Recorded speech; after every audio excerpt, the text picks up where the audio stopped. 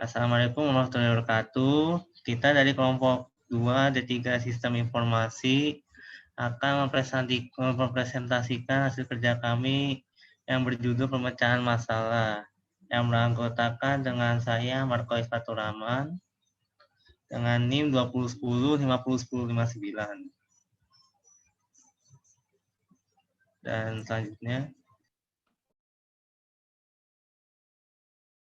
dan ada saya Ahmad Ridho dengan NIM 2010 50 10 36.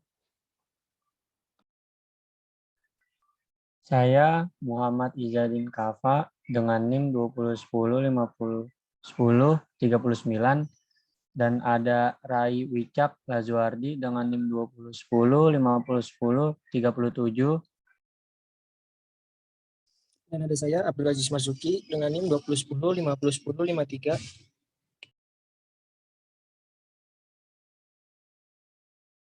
Ya. Dan selanjutnya di sini pemecahan masalah.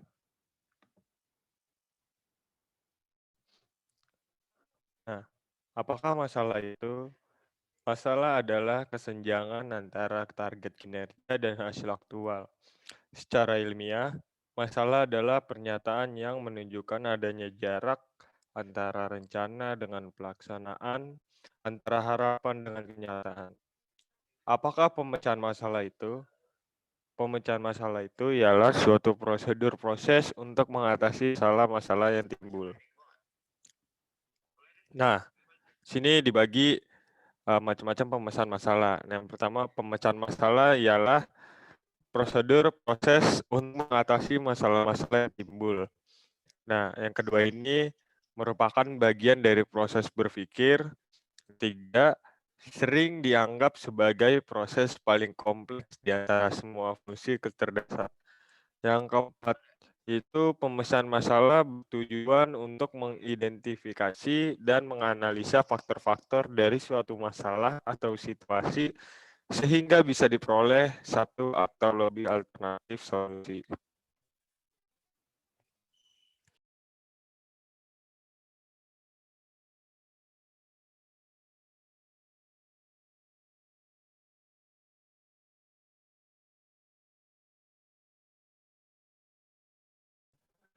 Nah, jenis umum.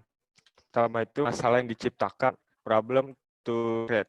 Nah, yang kedua itu masalah yang dirasakan, problems to be perceived. Yang ketiga itu masalah yang telah terjadi, problems already occurred. Nah, yang keempat itu dalam penyelesaian kasus matematika dikenal masalah rutin dan masalah tidak rutin.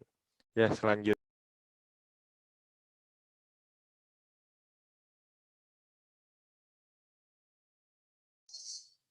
Selanjutnya ada persepsi terhadap masalah atau penilaian atas masalah. Selanjutnya menetapkan masalah dalam lingkungan solusi. Identitas gejala sebagai masalah, faktor yang mengganggu identitas masalah.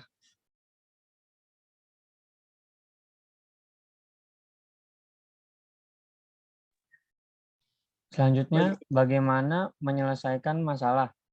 1. Kenali dan mengerti kebutuhan. Yang kedua, kumpulkan data dan verifikasi akurasi.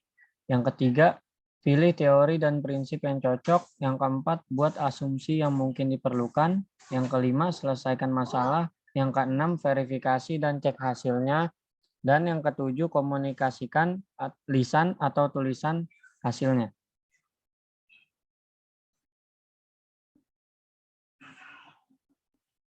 Bisa dilanjut slide-nya.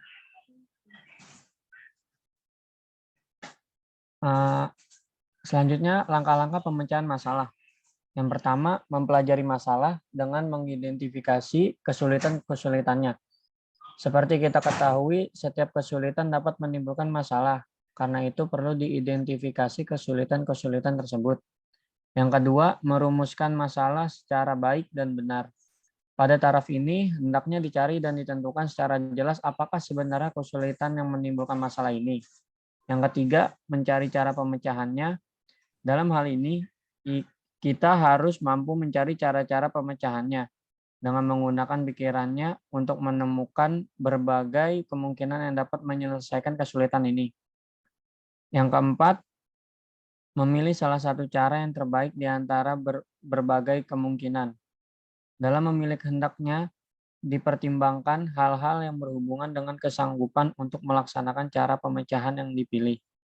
Dan yang kelima, melaksanakan cara pemecahan masalah yang telah ditentukan. Jangan bertindak salah dalam pelaksanaannya dan pilih alternatif terbaik pemecahannya. Selanjutnya akan dibacakan oleh Amar. Yang terakhir adalah cara pendekatan. Dengan akal sehat memecahkan masalah dengan akal sehat agar keputusannya baik. Maka minimalnya kita harus memenuhi 3 syarat. Yang pertama, keputusan diambil dalam waktu relatif singkat. Kedua, keputusan yang diambil dalam waktu yang relatif tepat. Yang ketiga, keputusan yang diambil harus relevan. Artinya, keputusan yang diambil harus ada hubungannya dengan masalah yang dihadapi. Dengan metode ilmiah sistematis, dikumpulkan sebanyak mungkin data yang ada hubungannya dengan masalah yang sedang dihadapi, atau koleksi data. Kemudian data itu diolah, diklasifikasikan atau klasifikasi data. Setelah data itu diolah, kemudian diadakan analisa data. Setelah data itu diolah, kemudian diadakan analisa data. Kemudian dengan interpretasi hasil analisa data itu, kita mencari alternatif pemecahan masalah. Akhirnya kita mengambil kesimpulan atau keputusan alternatif pemecahan masalah yang relatif paling tepat.